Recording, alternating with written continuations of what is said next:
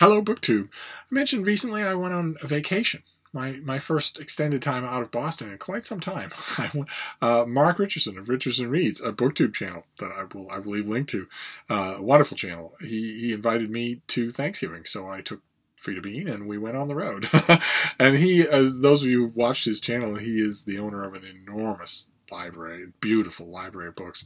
And he's done extensive library tours up there. But when I was there, looking at all those books, so neatly arranged on their shelves, I felt a natural urge to do some random shelf tours of my own while I was up there. So we filmed a few that'll be on his channel. And it reminded me how much I like doing shelf tours. I've stopped doing it because I'm sort of eyeing a major reorganization of all of my books in 2019. Then I would film the results of that. But in the meantime, I thought I would do just a random shelf tour, maybe two, here on this channel, just of stuff that I don't think I've done a shelf tour of before. My shelves are constantly changing, so there's bound to be repetition from previous shelf tours. And looking at this just off, just as a glance, it looks like there's not much of a unifying theme on this shelf, except that these are books that came to me as relatively new trade paperbacks relatively recently in the year. So this could also be a kind of paperback roundup. So we'll see what we've got. This first one here. Okay, all right, this is the Penguin paperback of Playing with Fire by Lawrence O'Donnell, who is a MSNBC host, and he was a writer and producer on The West Wing. And when he was in politics, he was an assistant to Daniel Patrick Moynihan, sometimes divisive, brilliant, and wonderful public servant who's not particularly remembered now, but when I first heard about this book, I thought, oh, well, this is a busy guy and a well-credentialed guy, and if he's writing an account of the 1968 political season, it's a complicated subject. Lots of trained and extremely credentialed historians have done that. Will this be any good, or will it be a kind of, a quick Chris Matthews-style trot that's meant to reinforce what the author's own opinions were going in, rather than investigate anything? And I was pleasantly impressed. This is a wonderful work of history, really, really readable, and of course relevant. I hate using that word in connection with a new book, but nevertheless, and it has, I think it has a blurb by me. Yes, it does. It has a blurb by me writing I reviewed it for the Christian Science Monitor. I do very much recommend it. Don't know when it will be, if it'll be in your bookstores. This came to me in November, so probably it would. What's this next one? Brightly colored. Oh, okay. All right. This is the paperback of Jarrett Kobik's The Future Won't Be Long. This is his novel about the late 80s in New York, and covers the club scene and the drug scene and the writing scene and, of course, the dancing scene. He takes his characters through all of it, but manages to give them some depth along the way, even though he's giving them all sorts of stereotypical adventures. And it has a above-the-fold cover blurb by Sam Sachs of the Wall Street Journal. Tends to know a hawk from a handsaw when it comes to contemporary fiction. It's a very involving novel. I think you would really like it. This next one looks like history. Yes, okay, yeah, this is Gordon Wood's history of Thomas Jefferson and John Adams. Their long friendship, their long rivalry, their long enmity, and then the final act, of course, famously is the resumption of their friendship, which was mostly conducted through letters, and the letters are wonderful. And this is Gordon Wood's just study of all of it. I didn't keep the hardcover because it's oft-trod ground, but I really did like the way he wrote about it. And I reread the book when I got the trade paperback and liked it even more. So let's see here. Oh, great. Okay, this is Julie Burwald's book Spineless, about the humble jellyfish and about what they are and how they came to be. I think this has an Open Letters blurb as well, but not by me. This was reviewed by somebody else at Open Letters. Oh God, look at all of these blurbs. Good Lord. I might not have time to go through them all. Wow. Yeah. Okay. This does have an Open Letters blurb. I don't think I'm the one who did it. I have to check on that. It blurs after a while when you write a lot of reviews. But one way or another, in terms of popular natural history, can't do any better than this. I loved it. What have we got here? A novel. Oh, isn't that lovely? This is the trade paperback of Sharon Ballow's The Boat People, which is, a refugee novel, but I thought it was really well done. When a rusty cargo ship carrying 500 refugees from Sri Lanka's bloody civil war reaches Vancouver's island shores, Mahindan thinks he and his 6-year-old son Selian can finally start a new life. Instead, Selian is ripped from his father's arms, and Mahindan, along with his fellow refugees, is thrown into prison.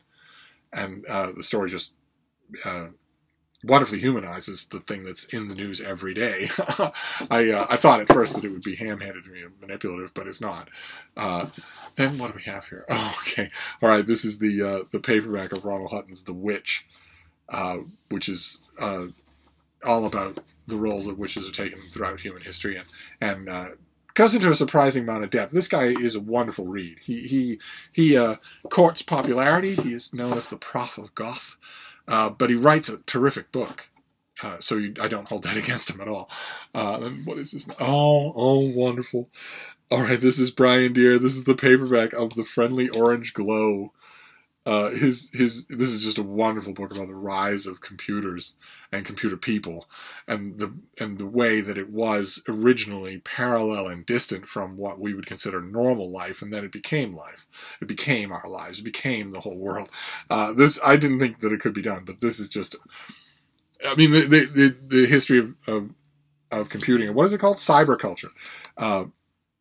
It's had 1 million books by now, and it's going to have millions and millions more, as more and more people realize that this really has changed everything about the world. But this is such a wonderful entry to that list, such a wonderful, inclusive, and totally involving narrative approach that I was very happy to have a paperback of that. Okay, all right. This one we saw already. This is an AMC miniseries. They're adapting The Little Drummer Girl by John le Carré, and that is the thrilling cover that they gave the book. 3 people talking at a table. They all look bored. All 3 of them do. But don't be fooled by the cover. Little Drummer Girl is fantastic. What a book!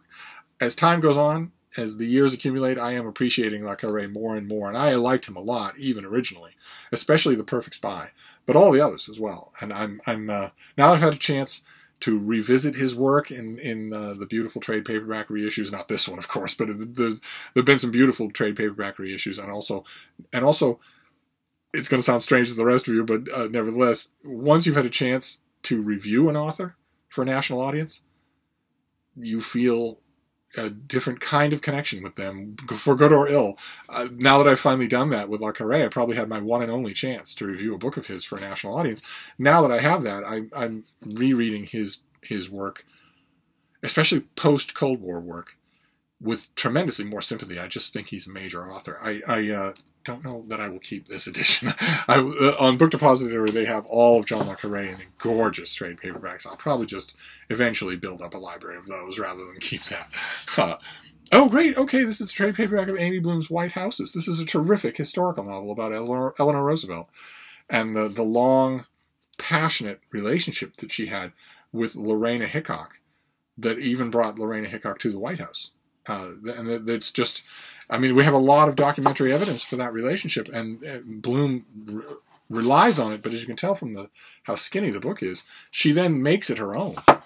There are no info dumps in White Houses. Instead, it's just marvelously felt from beginning to end. What a book. And since it's in trade paperback, you can experiment with it yourself without ruining your account, without ruining your budget. Oh, great. Oh, fantastic. I think we've seen this already. This is Maya Jasnoff's The Dawn Watch. This is her book about Joseph Conrad, not just his life, but also his work and the effects of his work. And I loved it, just loved it. I've never been able to stomach Conrad's fiction at all on a number of different levels, including just craftsmanship. I don't think there is any. I've never understood why this guy is revered. I've never understood why he's in school curriculums and there are constant new editions of his work when I don't think there's any worth to any of it. But nevertheless, he was a fascinating person to read about. I've read all the biographies that I could get my hands on in English about him, and this is by far the best one. This was wonderful. So it's terrific. Because I got rid of the hardcover, I'm glad I have the paperback. Okay.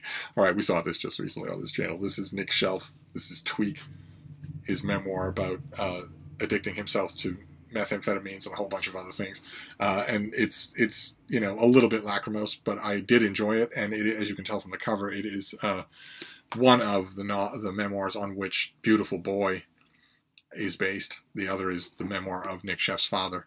They based the movie on both of those, and then reissued both of them. I got the movie reissue for this one, but not for the book Beautiful Boy itself. I didn't get a movie version reissue for that. Maybe I will, because we haven't heard the last of this movie. It's going to sweep the Oscars, so we'll see. Are the Oscars already come and gone? No, there's no way. This kid's going to win everything. As I made clear on this channel before, I liked the movie Beautiful Boy, but I was just cringing at Timothée Chalamet's performance in the lead role. I don't know what critics are seeing. I have no idea. This next one's really thick. Oh, great. Oh, yes. All right. This is a perfect BookTube book. Because I've never liked the look of any of the books that I've gotten from this author. So finally I decided to just go to Book Depository the way BookTube people do and buy a UK version that looks good. It's the Patrick Melrose novels of Edward St. Aubyn. All in one big thick volume. So this has well, you're not told anywhere on the outside of the book. You're not told what you're buying. All right, let's see. This has Nevermind, Bad News, Some Hope, Mother's Milk, and At Last, all of which are brilliant. And here it is in one book, and it's the type size is big enough, and I like the brick feel of it. So when I saw it on Book Depository, I thought it looks so much nicer than all my scattered Edward St. Aubyn paperbacks that I would gladly get it. Okay. We saw this on this channel also. This is Sense and Sensibility by Jane Austen. This is in a Penguin Classic Deluxe edition. There's a Tempest in a Teapot there, where not my favorite Jane Austen novel, but I was very happy to get this. Although it shouldn't be on this shelf, of course. It should be on the Penguin shelf, whether it's pink or not. And then, oh, great. Okay, this is Tina Brown's The Vanity Fair Diaries. This is her seriatim narrative account of being the editor-in-chief of Vanity Fair. So it's the whole of the New York glitterati and literati society. All sorts of names are dropped in this book. It still makes really fascinating reading. I was really happy with how involving it is. I was thinking that it was going to be just a preen fest from beginning to end, and it's not. Instead, it's genuinely interesting. And what is this last one? Okay, we saw this as well. This is the reissue of Kitchen Confidential by Anthony Bourdain. That this volume has, all throughout, it has facsimiles of his handwriting on his own book. Not much, but some, so that you can. It looks like it's been annotated by someone else, but really the gimmick is that it's been annotated by him. I reread it. I didn't care for the annotations one way or another, but I loved the experience of getting back in his narrative voice. This is so much more than a book about food.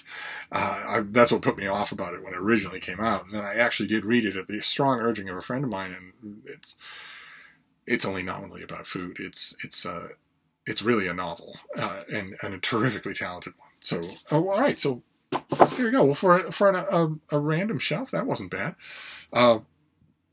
So that is a random bookshelf here. I'll probably do a couple more of these. And I will leave a link down below, because you're going to want to see, oh, maybe not, maybe you will, maybe you find this all tedious, but if you don't, then you're going to want to go over to Mark's channel and see the bookshelf tours that I did there, because I believe he's going to start uploading the ones that I did there. And if you go over and you like what you see, feel free to subscribe to his channel. He's very close to 1,000 subscribers. But anyway, that wraps up this little deviation from the norm. Maybe I'll do a couple more just to ring out the year with thousands and thousands of book recommendations. And either way, I will be back. So I will see you soon. Thank you, BookTube.